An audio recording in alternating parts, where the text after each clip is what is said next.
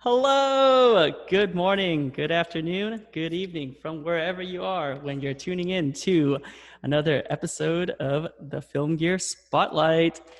We have back again. Are you back in the US yet, or are you still in Holland, Of course Nick? I am. No, but I am back. For f***ing sake. Yeah. Sorry, shit. I Welcome start back, swearing welcome right at the back. back. Yeah.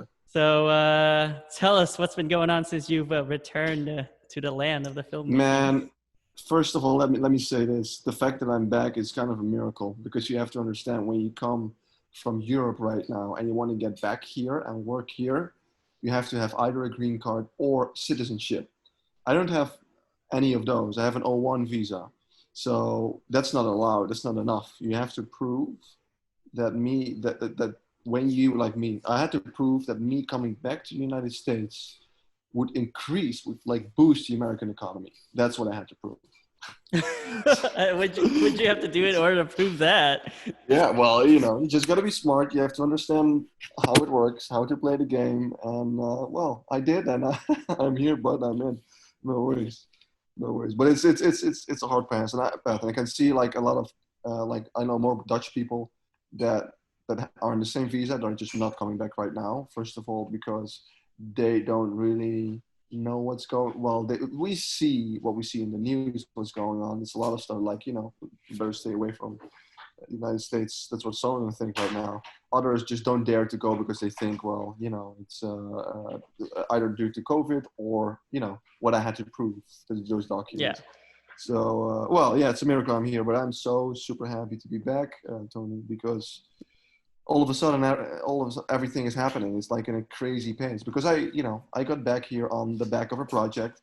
They need me here for basically a lot of stuff, even Steadicam work. I'm also an editor on set, and I'm helping my buddies out here on this feature film we're working on right now. So Yeah, it yeah, sounds that's like that. as soon as you got back in, you're already like back in the field. So Well, yeah, definitely. It's tell not me a little just bit that. of what you Yeah. have going on with those. So this production will, I think we're kind of shooting for, we still have to like 2.5 weeks or something, and we're spreading it out depending on location, all that kind of things. So that's what I'm doing. At the same time, in the meanwhile, I get, people hit me up for like tomorrow morning, I will shoot a sunrise thing with a DP I never worked for, which is amazing. And all these opportunities start to come back. Almost, I forget how that was like, how it is like to be in LA and have people like randomly hit you up and ask you for work.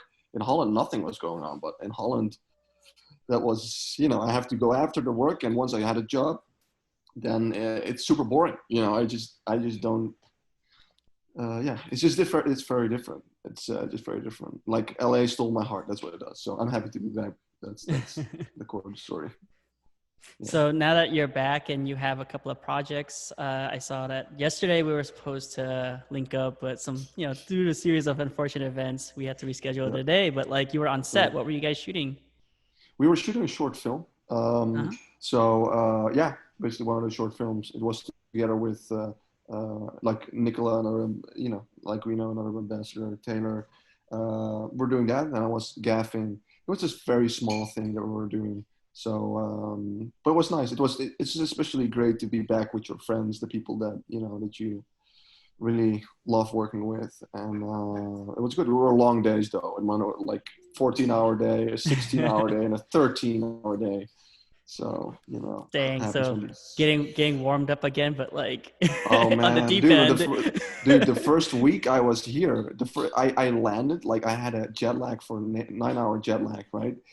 The day after, we went to the Mojave Desert for a week, man, and Whoa. that was insane. Yeah, that is wow. That is just it. I mean, I'm still here. I made it. We survived, but it was super crazy. Yeah, What were you guys doing there's out so of many Mojave stories. Desert? Well, how we got out of there, or what are you saying? What were you doing out there? Like, what were you shooting? We were shooting. Yeah, we were right into production. It was really like okay, they Was that like a understood the direct. commercial or a short film too? No, that's the feature film. This Oh, feature part of the where I'm. feature. It's part of the feature. Yeah, yeah, yeah. It was crazy, man. I've never been in desert. Never been in these circumstances. Yeah, compared But to Holland, like the oh my desert's like a god, huge difference. We don't have desert. I mean, we were like 110 degrees, 120. I don't know what, man, but it was something I never experienced before. But I'm happy I did now. Now I know how to deal with these circumstances. It's crazy. Yeah. So that's what's going on. Yeah. So Yeah. what do you have new coming up soon? Um. So it, there's just like 2 days ago there are two people. That's super random that people ask you like, okay, can you do this job from the 15th to the 1st of October gaffing for someone I don't know yet. But then I'll be on this picture, so I can't do it. And with Taylor, actually, there might be a music video coming up soon. And there's another day I'm gonna work with another Russian buddy of mine. First day seeing, and at the same time, I'm trying to meet up with directors, that I was supposed to do like a feature or stuff with pre-COVID, but now everything is delayed. But have to get back in those meetings, and be Yeah. start everything up Is again. it So is it starting fresh again, or are you guys pretty much just picking up where you left off? picking up where you left off. Yeah, yeah, that's how it is, and that's crazy. It's a bizarre thing because at the same time it feels like yesterday, especially when you talk about Nicola and Taylor.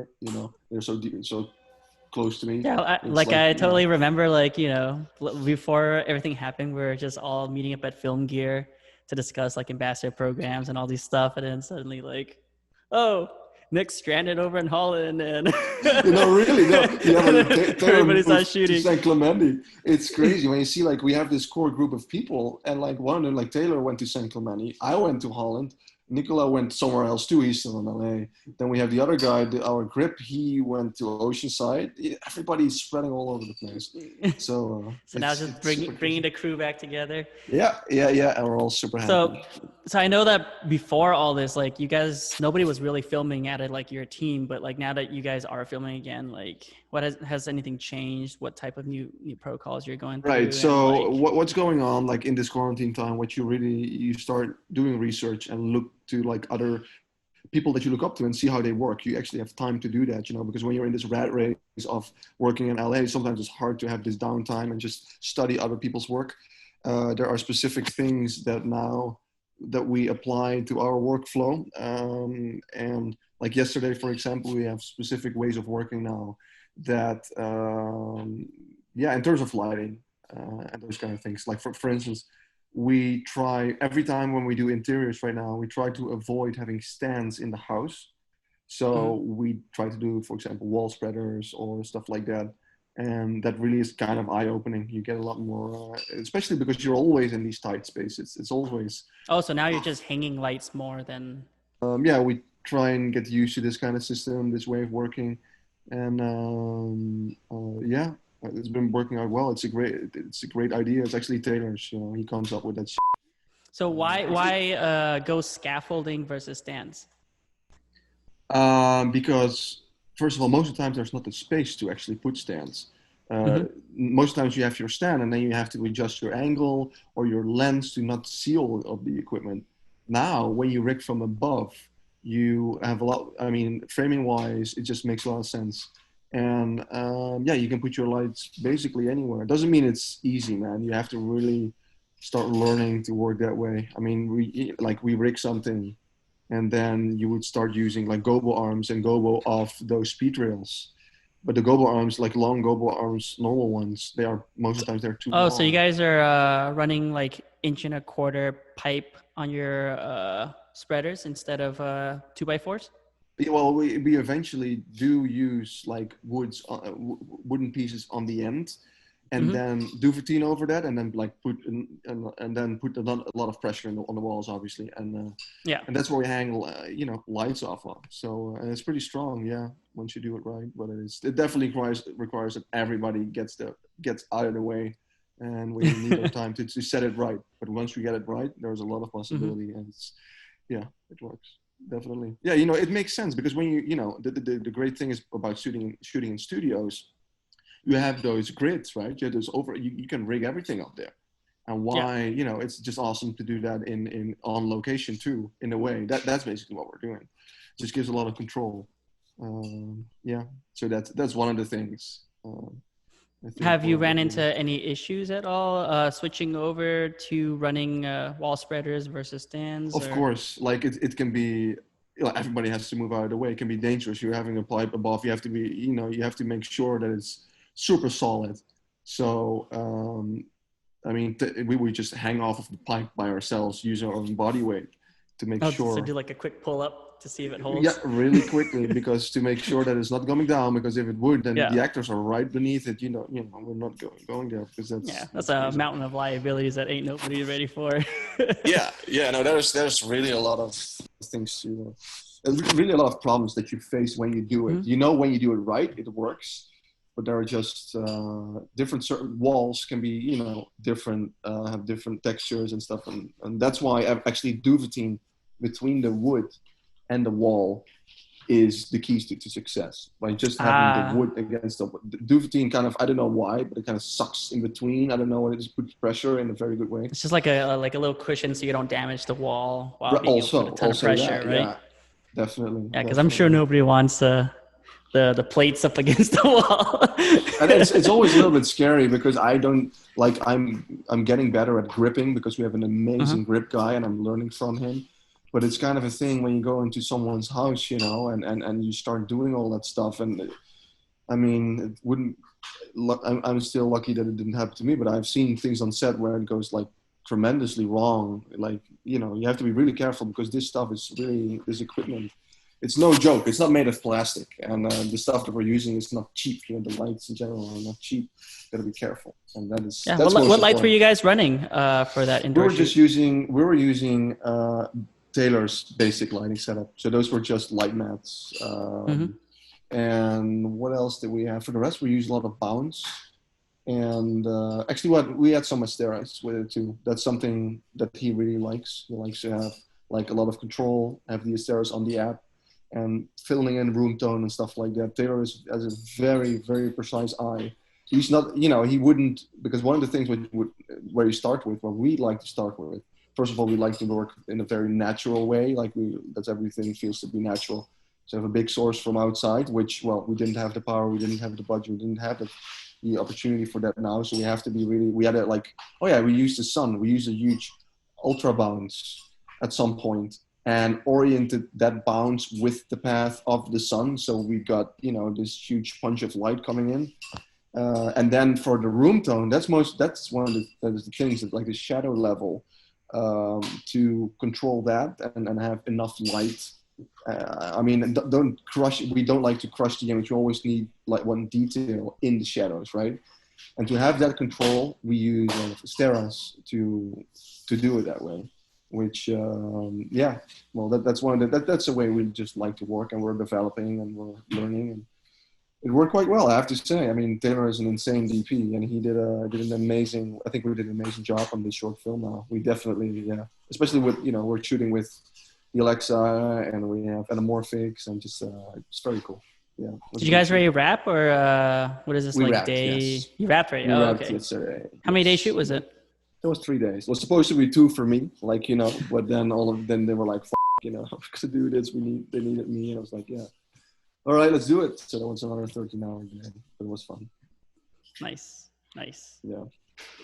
So that's that's going on. How are you guys doing, actually? What's going on with you guys? Are productions picking up? How do you experience Well, last week I noticed that production really started to ramp up. Like I started getting more calls and stuff and people reaching out for equipment.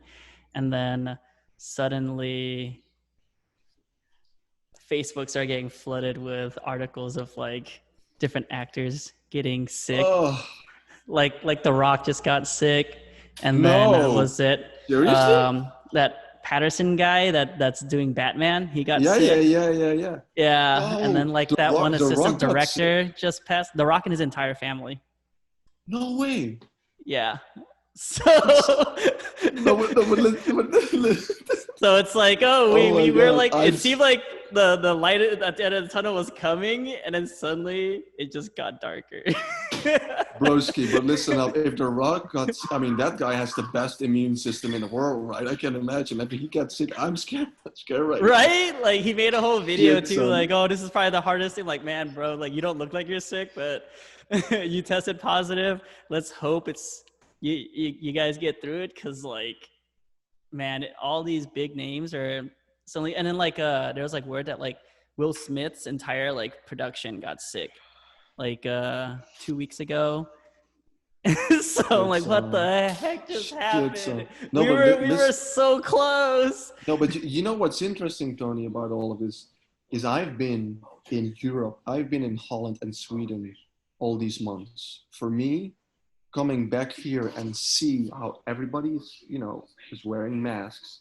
This set with Taylor too. It was, sanitized, all that stuff. We had this safety meeting. For me, it's like, whoa, because in Holland and Sweden, I just say it out loud, people don't give a bro. You just can't believe it. Really? Yeah, in Sweden, it's like it's party, man. I mean, they just all the buses, everything is just filled up with people. People are like nothing ever happened. And Sweden is a very extreme country in that they really have like it's your own responsibility. And Holland is a little different, but in general, the airports, yes, that's where you have to wear a mask. You have to be careful. You have to sanitize. For the rest, it's over there. People are sick of it. People don't care anymore. And now that started 3 months ago. So me, and especially the level at which it is here, is it's very different. For me, it was really like, I knew about it, but like seeing it in practice and see how serious people, which is a good thing in a way. I mean, when I hear this right now, I'm like, oh damn. But it's really, for me, it's especially when you're gaffing or gripping or doing that physical work, and it's hot. It's tough. It's rough. I have to get used to it. That's it. But Yeah. it's very different. It's very strange. It's very Well, strange. it's weird too, because it seems like it's mainly like the highly populated areas that seem to be taking it really seriously. Because like I have folks that live in more rural areas, and you go out there, like nobody cares. Nobody cares. It's right. So that's what Okay. I think. Like it's we're just being extra careful because LA and like New York got hit really hard because of our population density. But let's see. Hopefully, if those big names get through it without ending up in the hospital like really sick, then maybe that would give the industry a little bit more confidence to like really be able to get back into it. Because like you said, a lot of people are starting to be like, it's not a big deal, and that's why production really started ramping up. At least from what I was noticing, like people they were still wearing masks and stuff, but more and more people started shooting. We're getting more and more gear inquiries, but let's see. It's super difficult, man. And then for me, it's just a sign of respect. That's what it's about now. Yeah. Because I just respect the people that are. You can easily see what people are just super serious about it, and people that are. They're not that much anymore or something. And when I see someone that's really, I respect that, put my mask on. I basically do it when I'm in public. I'm just following the rules. I'm not going to be this guy like, oh, I don't give a shit and my freedom or this or that. No. I just listen to. It's not worth like, you don't want to be that one person that accidentally gets a bunch of people like killed. Right. Yeah. It's like it's just that chance. And I don't want to get sick because if you get sick, like wearing a mask is not a big deal. Like taking extra sanitary precautions, because like we are going through a time where a lot of diseases are coming back. So just be a little extra careful. But as for that, it does seem like besides the bad news, like things are ramping up. Which from what you just told me, like you're getting hit up constantly for work. So that's really like adding on to like the goodness. Right. No, but it is. But that's what I experienced with a lot of people. You're the first one. You're the first one now telling me that. I mean, that I feel like, it shocks me to hear this about. I just hope everybody's okay, and that will not be that it will not end up in a hospital or something like that. For the rest, I hear from a lot of people. Yeah, like it's firing up again, and that's also the mentality that we have. Like Nicola and Taylor. I mean, they're going to soon. They go out of town. And they go somewhere else in the United States for new locations and this and that. And hopefully we'll be doing a feature sooner than later, So that stuff, it's very serious. And we're talking about it, and I'll have a meeting with Nicola about that soon. So, I heard you guys are going to be opening up a studio or something like that in another state, right? Yeah, that's specifically like a Nicola thing. I didn't talk with him about that yet, but I saw it in the podcast. I was so happy. I mean, I was in Holland when I saw the podcast, and I'm like, oh, my buddies, that's I feel that's just awesome when I saw him sitting there with you guys and discussing, and I was just like, I have to get back. And, yeah, that's one of the things. Yeah, like even myself right now, I'm like shopping around for a van so that I can put together like a 2-ton package just to get it going. Because I have some buddies that like right now their entire fleet of trucks are out on rental for like the next 2 weeks, and I'm like, whoa, Oh, wow. Okay. congratulations! Okay. And he has Okay. like 10 Okay. tons, 5 tons, and they're all out. And Well, that's so good. that's a great sign for our industry.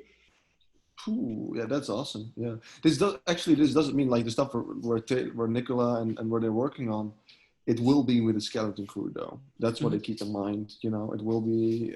It's not going to be with a lot of people. That's the only thing. That's what I see in the sets that I haven't been in that many, but we keep it all tight and condensed and not too many people. Yeah, that's just the way it Yeah, is right now. a lot less PAs right now, right?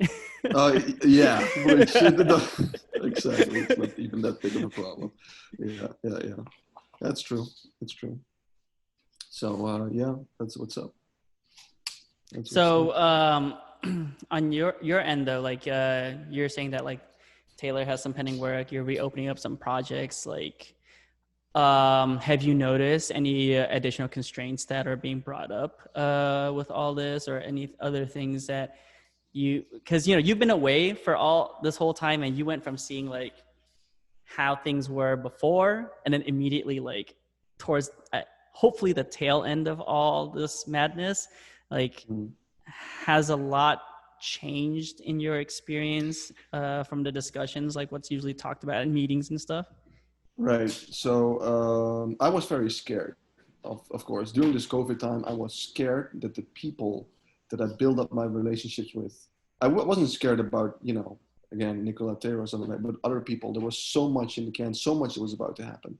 I was scared that all of these connections would go to other people, like other DPs that would take the work, and that's it. That really COVID really would have been the reason why I would have to start all over again in a way. Luckily enough, that's not true. Actually, none of the people and the connections that I had before moved on with something or somebody else. Even there was like one director, I said to my friends, like, what director that moved on with someone else? But now, yesterday night, he texted me, hey, you're back in LA, yo, what's up? Let's meet up. Like, oh my God. So I'm very lucky and I feel very lucky that's all still the same. The only thing that for me really changed is the city right now, like LA in general. Just, oh, who's it? Oh, just thank you. Yeah, that's my director producer on all we're working on right now. This guy, he's great. Yeah, yeah, yeah. He knows how to make movies. He goes very, like, how do you say, far and beyond to make a film happen. And actually for him too, like honestly, like, if we wouldn't be in COVID right now, I probably wouldn't have time to work on his feature right now because I'm also editing the picture. But there is time now. I'm not doing the project that I was about to be doing. So now, and he's one of those examples that really uses this time to his own benefit and really makes the best of it in a very smart way. That's just interesting. COVID helped us to hire a guy. Right. Like, for example, we have an insane special effect thing going on that is making something very special for the film. This guy works on very big movies, and now he has downtime. Marvel.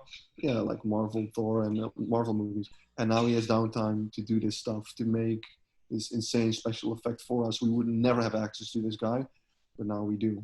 So that's what.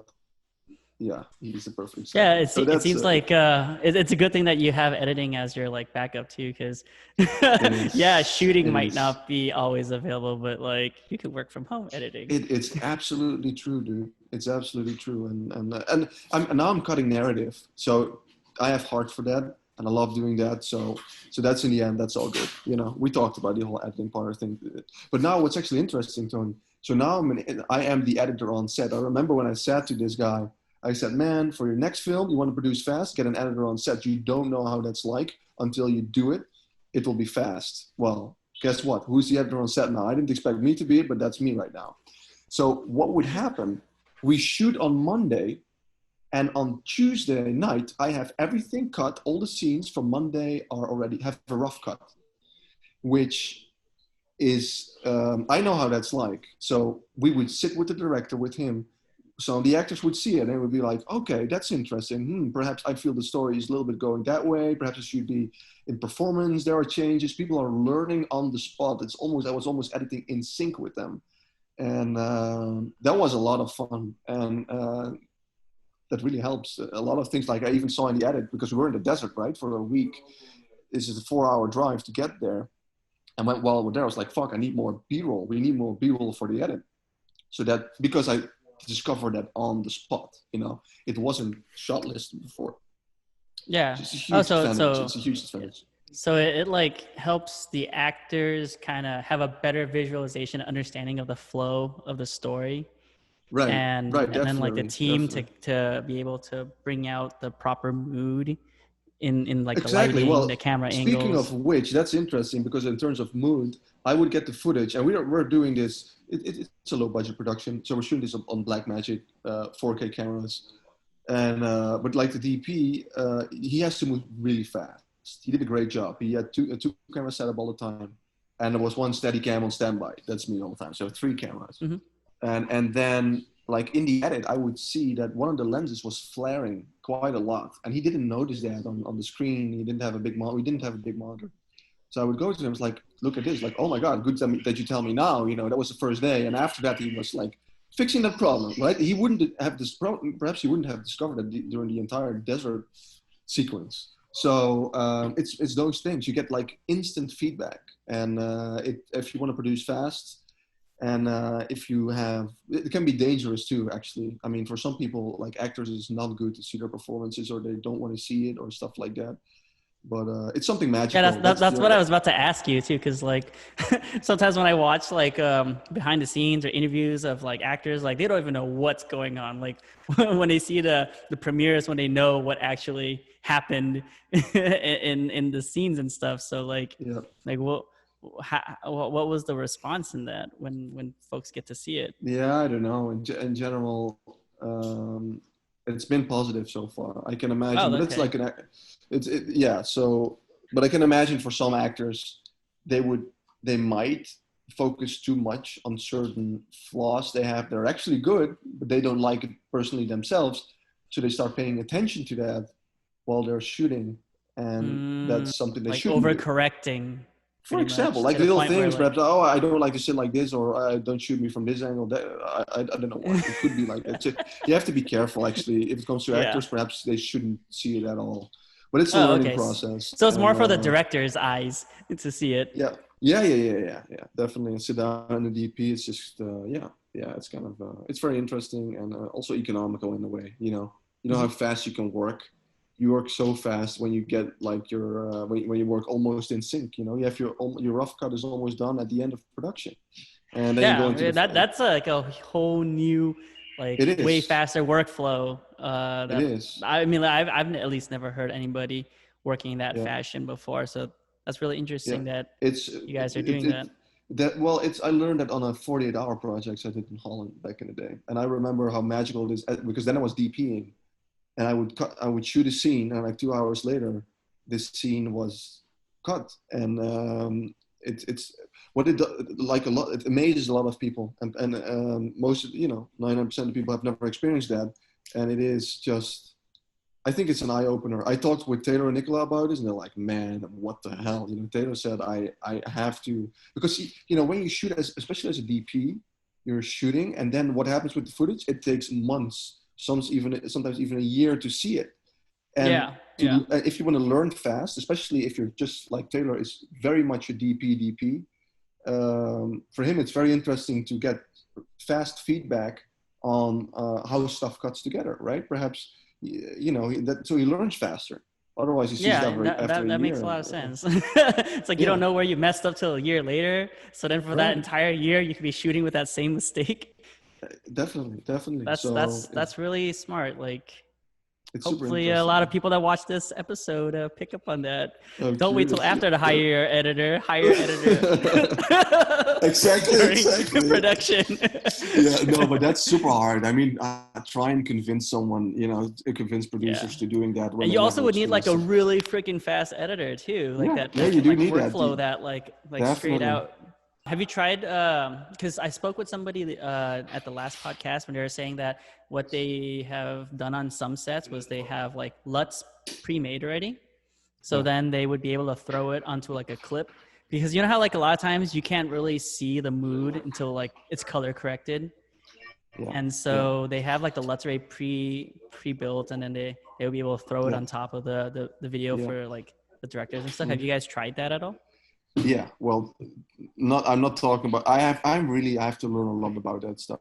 Again, I have to mention him again. Taylor is huge in that stuff. He is super huge in color and all those things. He all the time. He's even swapping between LUTs for different things. But on set, yeah, there are a few things. Like first of all, it's the LUTs, it's the kind of the look and feel that you like, and then it's the monitors on set. Because what can you trust? What can you really? Are you trusting, your viewfinder, or what monitor can you actually trust? How is it actually going to look like? Because monitors, you can have most of the time you have 4 monitors on set, and if they are not calibrated, if you don't know what to judge, you can totally even over and underexpose. So as a DP, it's just super important, in my opinion, to know what you can trust and have a calibrated monitor on set.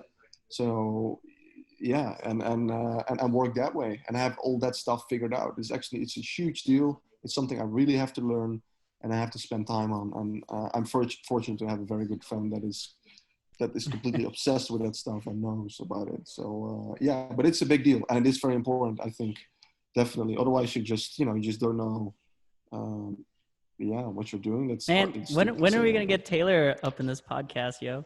Good luck with that. That guy, I can't even reach him most of the times, and I'm one of his best friends out here. He is super busy, Tony.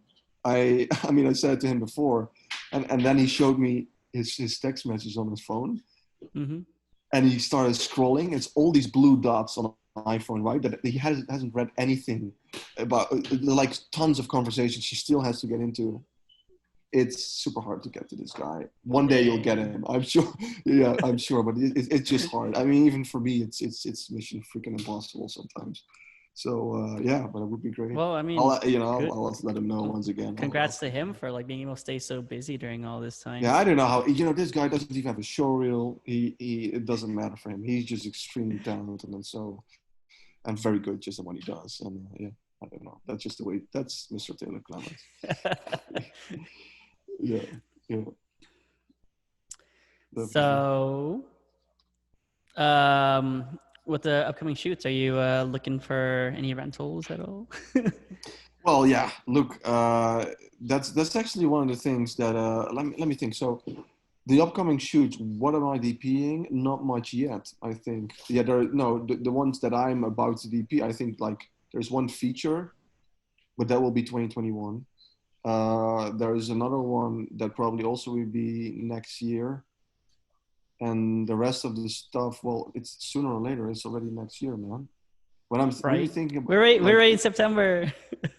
yeah, I know, but still, yeah, I don't know what's going to happen right now for the things that I know, the stuff that I would be DPing and have control over the gear, right? If it comes to lights and stuff, that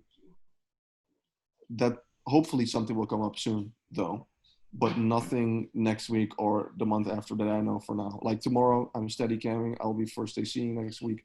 I'm editing. I'll be gaffing. Oh yeah, that might actually be something. But that's in, where is that? That will be in San Diego. But that's interesting. Oh, dang. What are you guys shooting in San Diego?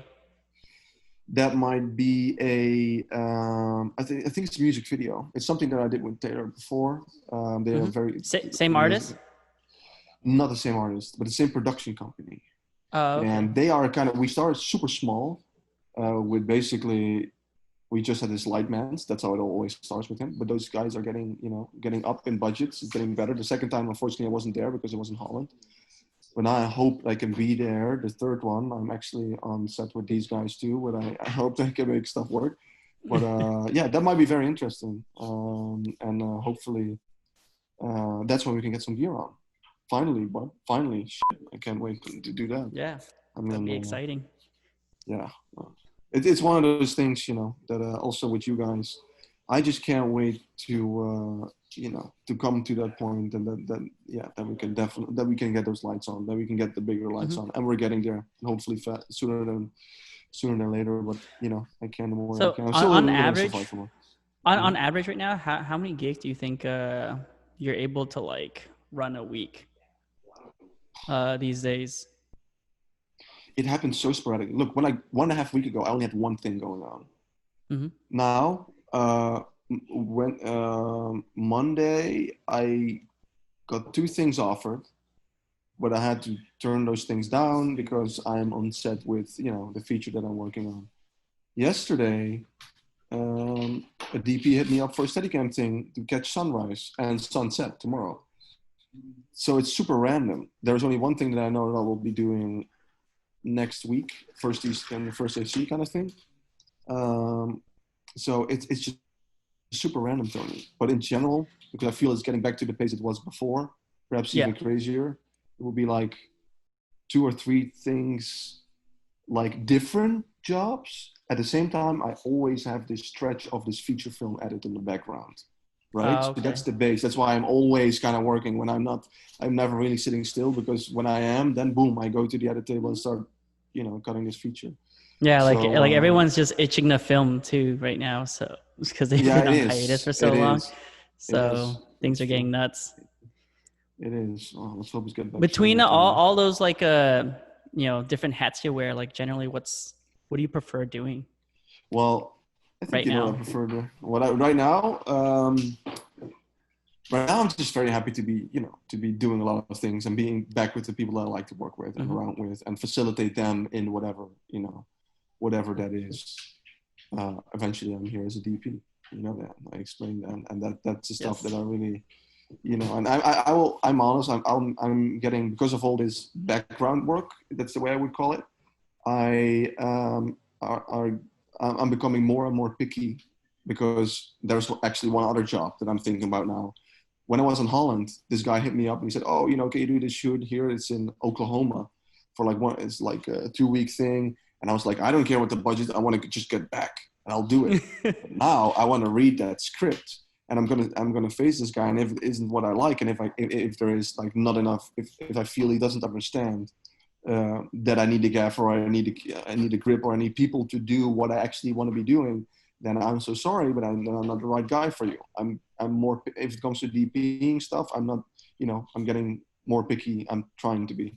Whether before I would take basically everything and we do the most crazy shoots in the world, So no, yeah, I got to that point, and that's a big congratulations to you that you can finally be able to decide jobs to turn down. Look what it is. It has a lot to do with having enough work in the background, and not being on survival mode all the time, and I take every single job that's out there. Yeah, and plus that gives you more room for your creativity to flow too, right? Especially as a DP, Absolutely. You have to be super creative and get all those like unique storytelling compositions and stuff. Yes, you have to, and you have to be like an advocate, or how do you say that? Like you have to, like I'm still in this position, like all the people I know, we have to be our own agents. So you have to really speak up for yourself. I know that, okay, you like me, you like the work I do, you saw it on Instagram or you saw my show reel. Well, then this is what I need. And yeah, Chivo shot everything on natural light. Well, good luck with that. That's all hiding the visual effects, and I have like a negative of like a 20 by 20 negative screen. I mean, it's not like that. You need specific things I need specific things to make it work, like every DP. And I think it's very important to speak up for yourself. And that's something that I'm really learning, because before I was really eager to get like basically every camera job out there, but I swear so much. But it's like somebody books you because they like that specific look that you're able to do, but then they're booking you without all the necessary tools to get that look, they're like, yeah. Well, they will not book me at all then. I have to have a conversation Right? before and nothing. Exactly. That's so It's important. like, sir, how you want this, but then you don't want to have all this, then I'm not the right guy for There you. are so many funny like pictures on Instagram I'm thinking right now. Like producers' expectation and what you actually have, you know. They expect, The like, these movie things. set meme pages, man. Yeah, I keep exactly. plugging that page. I think maybe they should start sponsoring us. Yeah, it's true. Oh my god, yeah. So Oh, it's one speaking those of things. which, you had your friend that you wanted to plug real quick. Like what do you get? What has he Oh, been my up to? buddy. You said you're working Well, with him. Tank Pictures. Tank, come here, buddy. Where is he? Tank is over here. He's a producer and a director, and he cannot hear you. But this guy knows what's Hello. up. This guy goes far. Okay. Yeah, can you hear him, Tank? Yeah. So Tank What's is. going on? Tank So what is are you my- up to? What are you guys doing together? What are we doing, Tank? We're doing a masterpiece. A masterpiece. Absolutely. Yeah. Well, We're all working on the masterpiece right now. Yeah, no, definitely. And this is his second. This is Tank's second feature he's doing. He did one last year, and it's going up the hill from there. And exciting so that's, exciting work. Dang, It is. so glad that he's able to still pull together a feature during all this madness. There is nobody like this guy that can pull a feature together like he does in this time. I can tell you that. I'm not. It's crazy. Damn. I have a lot of respect for that. Really. Maybe we got to interview Tank next time too. Oh yeah, if you want to Oh, hear how to shoot a movie in quarantine time and having zero budget and try to get people on board from Fast and Furious, from Back to the Future, from Nightmare on Elm Street, from I Am Legend, from Thor, from Avengers, then ask me how to do this. Yeah. All right. That's absolutely. All these Think, people I just listed, they are on this project. I think we got to talk to Joanna about this. Oh, do that, bud. Do that. Yeah, that's gonna be. That'd be fun. That'd be fun. I'd love to be able to interview you. Oh my God, he has a lot of stuff to talk about. Yeah. So schedule the interview with me, and I'll tell you some secrets. Sure. We'll have Nick be the middleman to make this happen. All right. Very good. Okay. Back to Anyways, Tank, it was great meeting you. Yeah, it was great meeting you. Tank. Tank. Yeah, his real name is Ilya Shilov, but his nickname is Tank, and he's a tank in the film. Nothing Yeah, stops him. sounds from like making it. No, like really. This is like a movie character. Nothing stops him from what he does. Yeah, that's another story. So yeah, that's it. Yeah, I guess so. Let me see if there is actually, because Joanna, I mean, we talked about something briefly. There is something we missed to discuss. I sent you guys some pictures. I don't know if you guys would add that later or something, but if you thought that, like, from the wall spreader and the set that we're using, where we're shooting, yesterday, whatever's up to you. Yeah, since we have the pictures, she mentioned that she's probably gonna like whip something together before it's uploaded. So yeah.